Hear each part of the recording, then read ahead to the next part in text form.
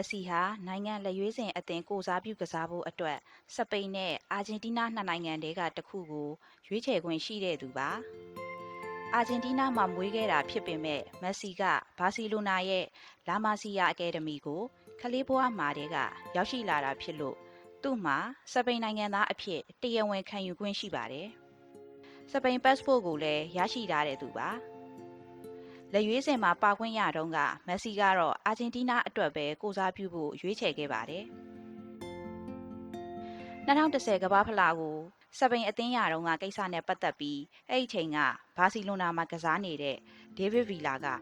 မက်ဆီနဲ့ပီကေတို့ပြောနေကြတဲ့စကားတွေကိုတော်ဖြိုးတစ်ခုမှပြန်ပြောပြခဲ့ပူးပါတယ်။ပီကေကစပိန်အသင်းနဲ့အတူကမ္ဘာဖလားချန်ပီယံဖြစ်လာတဲ့အချိန်မှာပေါ့မက်ဆီကိုအာဂျင်တီးနားနိုင်ငံအတွက်ကစားဖို့ရွေးခဲ့တာနဲ့ပတ်သက်ပြီးနောင်တမရဘူးလားလို့ပီကေမေးခဲ့တာပါစပိန်ကိုသာရွေးခဲ့ရင်အခုချိန်မင်းကမ္ဘာဖလားချန်ပီယံဖြစ်နေပြီဆိုပြီးမက်ဆီကိုစနှောက်နေတဲ့အချိန်မက်ဆီကအာဂျင်တီးနားကိုရွေးချယ်ခဲ့တာကိုငါဂုဏ်ယူတယ်အခုမင်းနိုင်ငံအတွက်ကမ္ဘာဖလားယူပေးနိုင်လို့ပြောနေတယ်တကယ်လို့ငါသာစပိန်နဲ့အတူတူရခဲ့ရင်အာဂျင်တီးနားကိုခြံခဲ့ရလို့မင်းလောက်တော့ပြောနိုင်လိမ့်မယ်မထင်ဘူးငါနိုင်ငံနဲ့ကမ္ဘာဖလားရခဲ့ရင်တော့အကြီးကျယ်ဆုံးပျော်ရွှင်မှုကိုရနိုင်တယ်